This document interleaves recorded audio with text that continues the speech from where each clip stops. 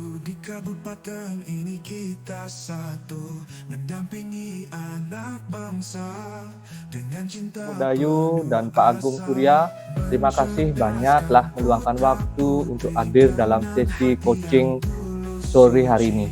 Saya Bujangga, dalam sesi ini saya akan bertindak sebagai pengamat, sebagaimana sudah diinformasikan sebelumnya. Tujuan dari pengamatan ini adalah untuk memastikan bahwa proses coaching yang telah dilakukan sesuai dengan metode, standar kompetensi coaching yang telah ditetapkan. Sebelum kita mulai, saya ingin memastikan bahwa semua pihak merasa nyaman dengan proses yang dijalani. Oke? Sebagaimana informasi dalam session ini, Bu Dayu akan berperan sebagai coach, yang artinya Ibu akan memimpin percakapan dan memastikan jalannya coaching. Ibu Dayu akan membantu menggali lebih dalam situasi yang dihadapi oleh coachee. Sementara itu, Pak Agung Surya akan menjadi coachee, yaitu orang yang akan menerima proses coaching. Pak Agung akan menjadi pusat dari percakapan ini, di mana permasalahan ataupun situasi yang dihadapi akan menjadi tokoh utama untuk dicari jalan keluarnya. Oke, sebagian dari pengantar ini, sesi coaching akan direkam untuk tujuan dokumentasi dan evaluasi lebih lanjut. Apakah Bu Dayu dan Pak Agung tidak keberatan jika sesi ini direkam? Om Swastiastu, Bapak, terima kasih. Om Swastiastu, Bapak, saya tidak ada masalah. Saya tidak ada masalah sama sekali dengan rekaman. Saya setuju. Oke, Pak Agung, silakan. Baik Pak, saya juga setuju Pak. Siap direkam. Oke, terima kasih banyak Bu Dayu dan Pak Agung atas kesepakatannya. Rekaman ini akan membantu kami dalam melakukan refleksi lebih lanjut setelah sesi berakhir. Selain itu, rekaman ini juga akan diperlukan dengan penuh kerahasiaan dan hanya digunakan untuk keperluan evaluasi yang berkaitan dengan peningkatan kualitas coaching. Saya ingin menekankan bahwa hasil dari rekaman ini tidak akan dibawa kemana dan bisa kami kembalikan kepada Bu Dayu dan Pak Agung untuk umpan balik jika diperlukan. Oke? Sebelum kita memulai sesi coaching ini, saya ingin menjelaskan sedikit mengenai rubrik penilaian yang akan saya gunakan untuk observasi. Rubrik ini mengacu pada 3 aspek utama yang menjadi dasar dalam coaching yang efektif. Adapun ketiga aspek tersebut adalah 1. Mendengarkan aktif, di mana coach diharapkan bisa mendengarkan dengan penuh perhatian dan kesadaran tanpa penilaian atau asumsi pribadi. Ini mencakup mendengarkan baik dari sisi verbal maupun non-verbal dari coachee, serta menangkap emosi, perasaan, dan inti permasalahan yang dihadapi coachee. Yang kedua, pertanyaan berbobot, di mana coach diharapkan mampu mengajukan pertanyaan terbuka yang relevan dan terarah yang muncul dari hasil mendengarkan secara aktif. Pertanyaan ini bertujuan untuk membantu coachee berpikir lebih dalam, mengeksplorasi pemikiran, perasaan, dan alternatif solusi. Oke. Yang ketiga, memberdayakan coachee. Coach diharapkan dapat membantu coachee menemukan ide-ide atau solusi sendiri melalui percakapan tanpa memberikan solusi secara langsung. Hal ini termasuk membantu coachee menyusun rencana aksi yang spesifik dan memberikan dukungan atau masukan hanya ketika diminta. Apakah Bu Dayu sudah memahami rubrik ini? Bapak, saya sudah memahami dengan jelas, Pak Bujangga. Terima kasih. Saya sudah memahami dengan jelas, Pak Bujangga. Terima kasih atas penjelasannya. Oke, bagus. Terima kasih Bu Dayu. Saya akan menggunakan ketiga poin ini sebagai acuan untuk observasi selama session berlangsung. Kemudian, sebelum kita mulai, saya juga ingin berdiskusi dengan Bu Dayu mengenai kompetensi inti coaching yang ingin dikembangkan lebih jauh dalam sesi kali ini. Seperti yang mungkin sudah Ibu ketahui, dalam coaching ada 3 kompetensi utama yang sangat penting, yaitu presence atau kehadiran penuh. Ini artinya coach hadir sepenuhnya dalam momen coaching, memberikan perhatian tanpa terganggu oleh hal lain, serta mampu menyesuaikan energi dan bahasa tubuh sesuai dengan situasi coaching. Yang kedua, mendengarkan aktif, di mana kemampuan untuk benar-benar mendengarkan bukan hanya kata-kata yang diucapkan coach, tetapi juga makna di balik kata-kata tersebut, serta menangkap perubahan emosi atau bahasa tubuh. Yang ketiga, mengajukan pertanyaan berbobot, di mana kemampuan untuk mengajukan pertanyaan yang mendalam, dalam, dan terbuka yang dapat mendorong coach untuk merenung dan menemukan solusi sendiri. Dari ketiga kompetensi ini, kompetensi mana yang Bu Dayu rasa paling ingin ditekankan atau dikembangkan lebih lanjut dalam sesi coaching kali ini? Silahkan Bu Dayu. Saya ingin fokus pada mendengarkan aktif. Saya ingin fokus pada mendengarkan aktif. Ini karena saya merasa memahami sangat penting dengan memahami dengan lebih secara penuh. Dengan mendengar saya berharap bisa mendapatkan wawasan tentang permasalahan yang dihadapi oleh Pak. Namun saya juga ingin untuk meningkatkan dalam menentukan, karena ini sangat membantu dalam menggali pemikiran coach. Oke, sangat bagus Bu Dayu. Saya pikir mendengarkan aktif memang menjadi dasar dari sesi coaching yang efektif. Fokus utama kita kali ini adalah pada mendengar aktif, tetapi tentu saja kita juga akan mengamati bagaimana Ibu dapat mengembangkan pertanyaan yang berbobot selama percakapan berlangsung. Dan dari ketiga kompetensi tersebut, kompetensi mana yang Ibu ingin prioritaskan untuk diobservasi secara mendalam? Mungkin Bu Dayu bisa memberikan pandangan. Baik, Pak. Saya ingin diobservasi dalam kemampuan saya untuk mengajukan saya merasa penting bahwa pertanyaan yang saya ajukan bisa membantu menggali lebih dalam tentang situasi permasalahan yang dihadapi.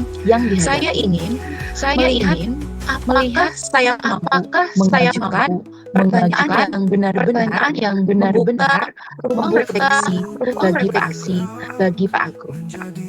Oke, baik. Terima kasih Bu Dayu. Fokus pengamatan kita akan berada pada kompetensi Ibu dalam mengajukan pertanyaan berbobot.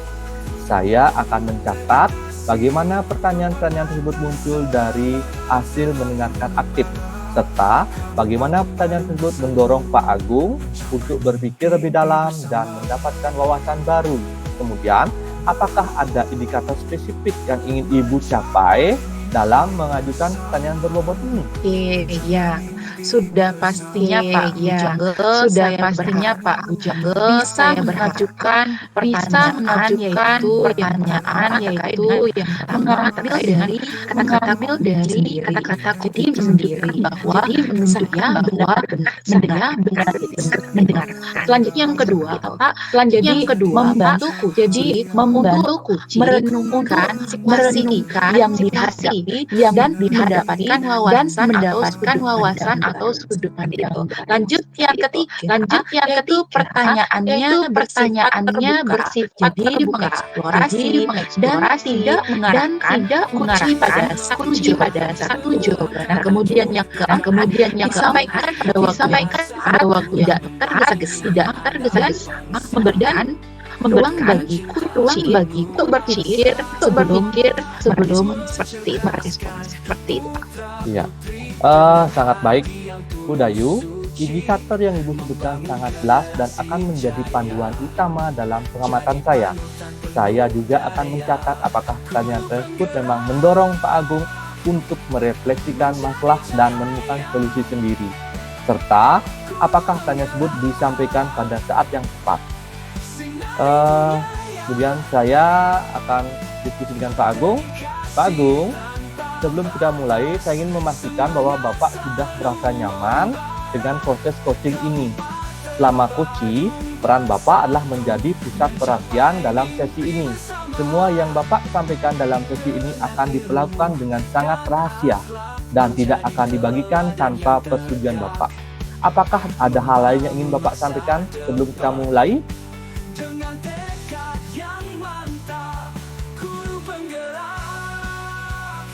Bapak, mic-nya masih mute, mungkin bisa dihidupkan dulu. Oke. Oh ya, mohon maaf Pak, Pak.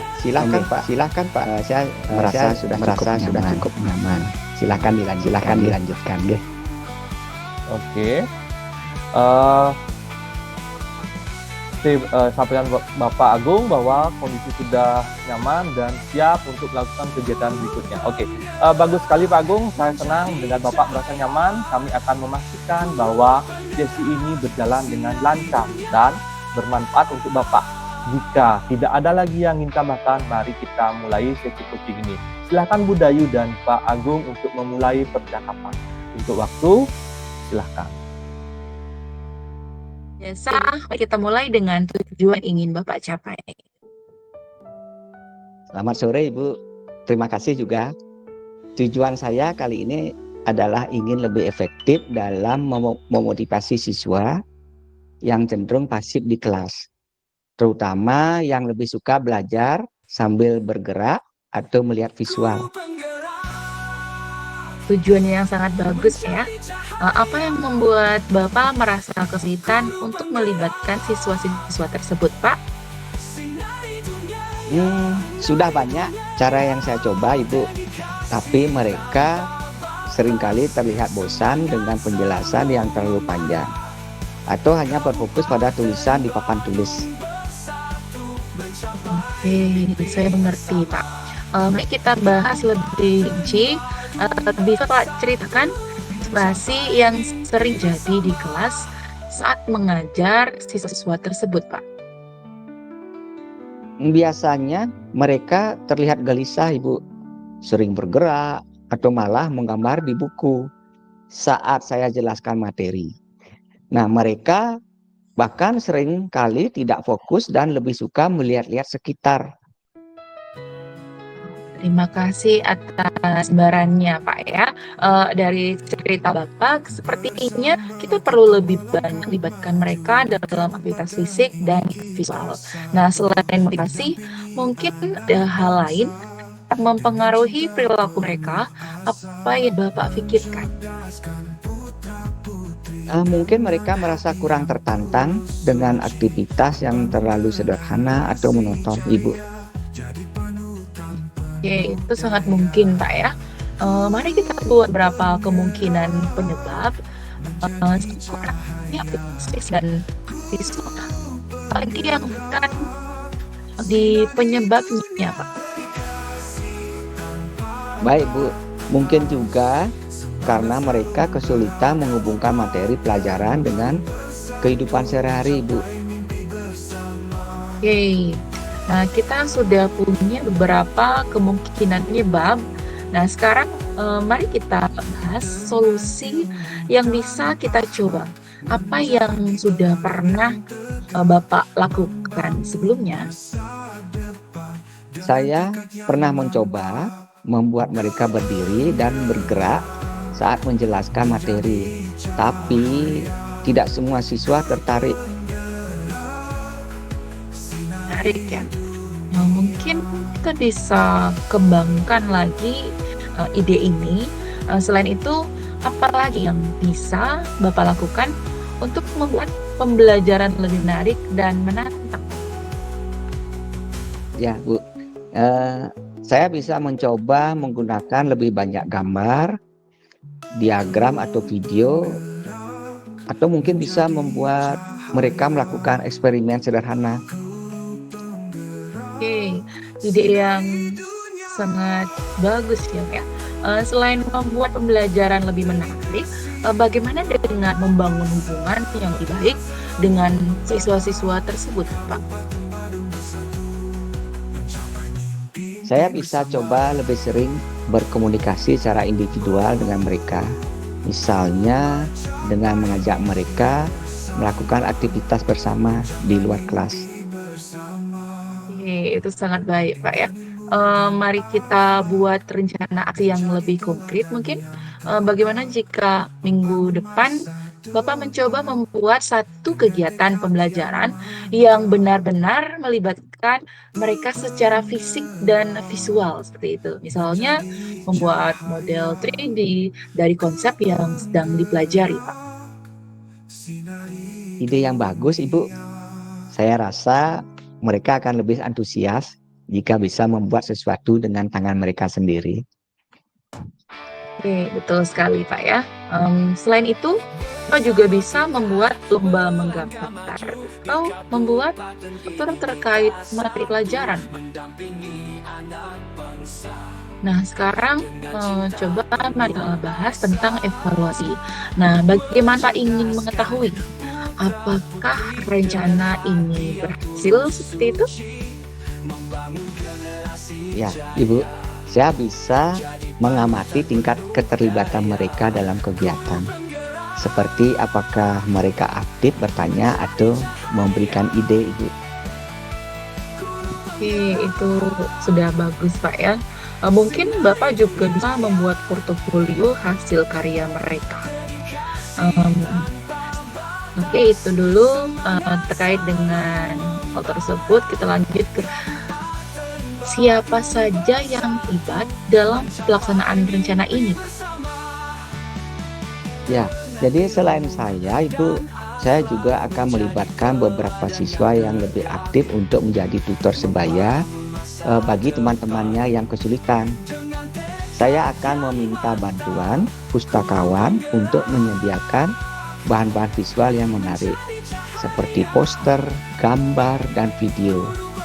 Nah, selain itu, saya juga akan berkoordinasi dengan guru BK untuk memberikan dukungan tambahan bagi siswa yang membutuhkan. Kapan Bapak rencananya memulai rencana ini, Pak? Saya akan memulai pada minggu depan, tepatnya pada hari Selasa saat jam pelajaran. Saya akan memulai dengan kegiatan membuat model 3D, lalu dilanjutkan dengan presentasi singkat setiap akhir pekan, Ibu. Nah, saya akan mengalokasikan waktu sekitar 15 menit di setiap pertemuan untuk refleksi dan evaluasi. Oke. Bagaimana Bapak akan mengukur keberhasilan rencana ini, Pak? Saya akan melihat peningkatan partisipasi siswa dalam kegiatan, peningkatan nilai tugas, dan juga umpan balik dari siswa melalui angket sederhana. Nah, selain itu, saya juga akan mengamati perubahan sikap dan perilaku siswa, seperti apakah mereka lebih aktif bertanya, berdiskusi, atau bekerja sama. Apakah ada kendala yang Bapak perkirakan seperti itu akan muncul dalam pelaksanaan rencana ini? Mungkin saja, Ibu, ada beberapa siswa yang masih sulit beradaptasi dengan metode pembelajaran yang baru. Untuk itu, saya akan menyiapkan beberapa alternatif kegiatan yang bisa mereka pilih sesuai dengan minat masing-masing. Nah, selain itu, saya juga perlu mempertimbangkan ketersediaan waktu dan sumber daya yang ada. Oke, Pak Agung, saya yakin dengan berbagai upaya yang Bapak lakukan akan positif pada siswa-siswa tersebut. Nah, jangan ragu untuk berkonsultasi kembali jika Bapak menemukan kendala seperti itu. Baik, Itu dulu untuk sesi kucing kita kali ini, Pak Agung. Untuk waktu saya persilakan kepada observer yaitu Bapak Bujangga. Kepada Bapak Bujangga, silakan. Oke, terima kasih Bu Dayu dan Pak Agung, Gun Surya ya, atas percakapan coaching yang sangat baik. Sekarang kita memasuki tahap refleksi pasca observasi. Ini adalah momen penting untuk merenungkan pengalaman selama sesi coaching, mengevaluasi hal yang berjalan dengan baik dan menemukan area yang dapat ditingkatkan. Nah, saya ingin memulai dengan refleksi dari Bu Dayu.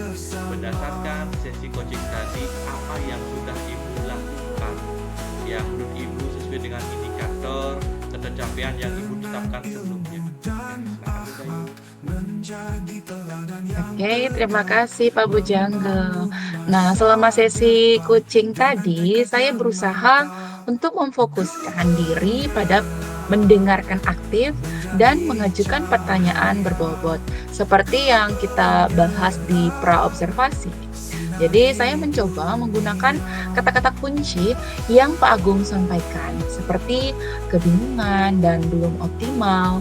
Dan dari situ, saya ajukan pertanyaan yang terbuka agar beliau bisa merenungkan lebih dalam. Saya juga sengaja memberikan ruang yang cukup bagi Pak Agung untuk berpikir sebelum menjawab, sehingga dia punya waktu untuk benar-benar mempertimbangkan jawabannya. Jadi seperti itu, Pak. Oke, terima kasih atas refleksinya Bu Dayu. Dari pengamatan saya, Anda sudah melakukan teknik mendengarkan aktif dengan sangat baik. Ibu tidak hanya mendengarkan kata-kata Pak Agung, tetapi juga menangkap nuansa emosionalnya.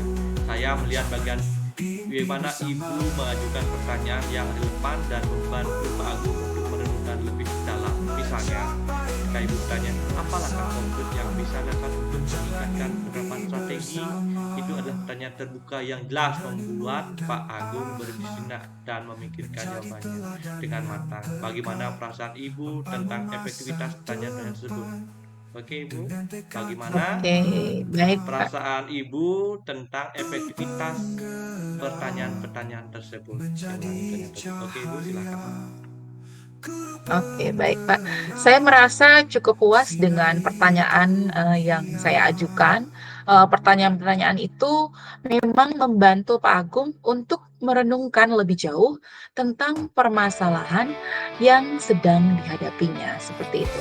Saya juga mencoba untuk tidak mengarahkan jawaban, tetapi lebih pada memfasilitasi beliau menemukan jawabannya sendiri. Namun ada beberapa momen di mana saya merasa bisa lebih mengembangkan keterampilan mendengarkan saya, terutama ketika Pak Agung mulai bercerita tentang dinamika timnya, seperti itu. Ya, itu ada refleksi yang sangat baik juga ya. Saya setuju bahwa pertanyaan itu sangat membantu dalam proses refleksi Pak Agung. Saya ingin menambahkan bahwa salah satu kekuatan dari sesi coaching adalah bagaimana Ibu memberikan ruang bagi coaching untuk berpikir tanpa merasa terburu-buru. Ini adalah aspek penting dari coaching yang sering kali terlewatkan. Saya akan minta pendapat dari Pak Agung sekarang. Bagaimana perasaan Bapak sebagai coaching selama proses coaching tadi? Apa yang menurut Bapak berjalan dengan baik? Apakah kegiatan itu berjalan dengan baik Bapak? Silakan Bapak. Baik Bapak, jadi saya merasa sangat didengar. Bu Dayu memberikan ruang bagi saya untuk berpikir dan tidak memaksa saya untuk menjawab. Pertanyaan-pertanyaan yang diajukan beliau juga cukup membantu saya untuk lebih reflektif dan melihat permasalahan dari sudut pandang yang berbeda. Nika Pak. Oke, terima kasih Pak Agung. Saya sangat senang mendengar apa yang Pak Agung sampaikan, di mana Pak Agung merasa nyaman dan didengar selama sesi tadi. Saya ingin menggali sedikit lebih dalam dari apa yang Bapak sampaikan. Ketika Anda atau Bapak merasa didengarkan dan diberikan ruang untuk berpikir, bagaimana perasaan Bapak terhadap proses coaching secara keseluruhan? Apakah ada momen di mana Bapak merasa pertanyaan atau teknik yang digunakan Bu Dayu sangat membantu untuk membuka wawasan baru. Oke. Ya, baik Pak. Ya. Nah, teknik coaching yang dilakukan oleh Ibu Dayu tadi itu sangat mendukung dan membantu saya dan juga membuka memang wawasan baru buat saya. Demikian Bapak. Sangat menarik ya. Pak Agung menggunakan kata-kata kunci yang diucapkan oleh coach. Memang merupakan teknik yang sangat efektif untuk memastikan bahwa coach merasa didengarkan dari bawah. Terima kasih atas umpan baliknya. Sekarang saya akan balikan kepada Bu Dayu. Apakah ada area lain dalam sesi ini yang menurut Ibu bisa lebih didengarkan, atau mungkin ada hal yang Ibu rasakan kurang optimal? Bu Dayu, silakan. Oke, Pak. Nah, seperti yang saya sampaikan sebelumnya, Pak. Jadi, saya merasa masih perlu mengembangkan kompetensi present atau kehadiran penuh.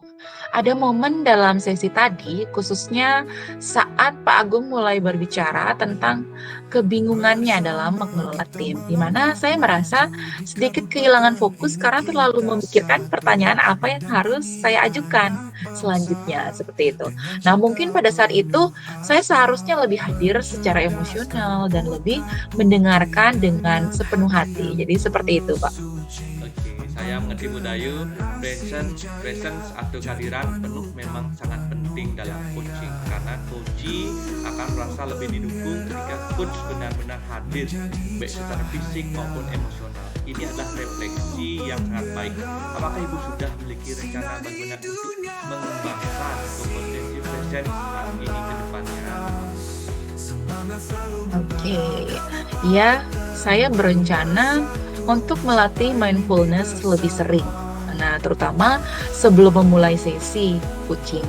Dengan mindfulness, saya berharap bisa lebih hadir dan fokus pada percakapan, tanpa terlalu terburu-buru memikirkan langkah berikutnya. Saya juga akan mencoba untuk lebih memperhatikan bahasa tubuh dan nada suara coach agar bisa merespon dengan lebih empatik, seperti itu. Mindfulness adalah strategi yang sangat tepat untuk mengembangkan kehadiran penuh dalam coaching. Saya yakin itu akan sangat membantu Ibu dalam sesi-sesi coaching selanjutnya.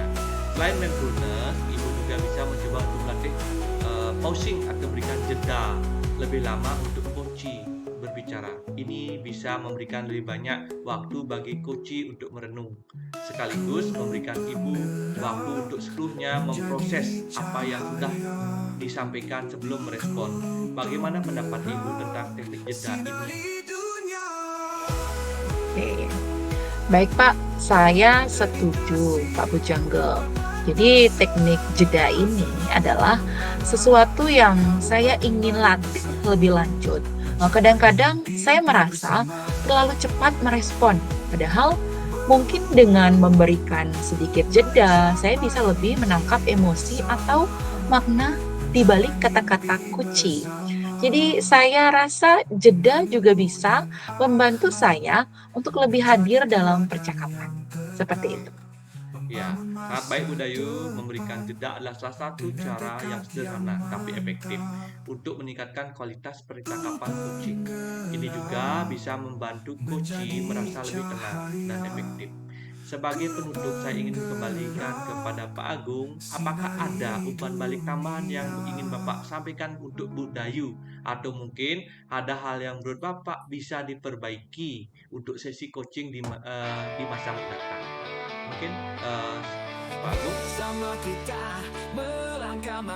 Baik Pak, saya rasa cukup Pak, sudah bagus sekali Bapak, tidak ada lagi yang perlu ditambahkan. Jadi saya merasa dalam pelaksanaan coaching ini sangat-sangat betul-betul bermanfaat dan membantu buat saya Pak. Itu saja Bapak, terima kasih. Terima kasih atas umpan baliknya Pak Agung, masukannya sangat konstruktif dan bermanfaat. Saya yakin Bu Dayu akan mempertimbangkan hal ini untuk sesi-sesi berikutnya. Bu Dayu, apakah ada hal yang ingin Ibu tambahkan sebelum kita mengakhiri sesi ini? Saya hanya ingin mengucapkan terima kasih atas umpan balik yang sangat berguna dari Pak Agung dan Pak Bujangga. Saya akan mencoba menerapkan semua sarana atau yang ada seperti itu, saran-saran yang memang yang telah diberikan untuk meningkatkan keterampilan kucing saya. Terima kasih. Terima kasih Bu Dayu dan Pak Agung atas partisipasi dan keterbukaannya dalam refleksi ini. Saya merasa sesi ini sangat produktif dan kita semua mendapatkan banyak wawasan baru yang bisa diterapkan di masa depan. Saya harap kita bisa terus bekerja sama untuk meningkatkan kompetensi komunikasi. Terima kasih sekali lagi. Saya akhiri sesi ini dengan para merpati. Om Santi Santi Santi. Ya, terima kasih Bapak Ibu. Oke. Guru penggerak menjadi cahaya, guru penggerak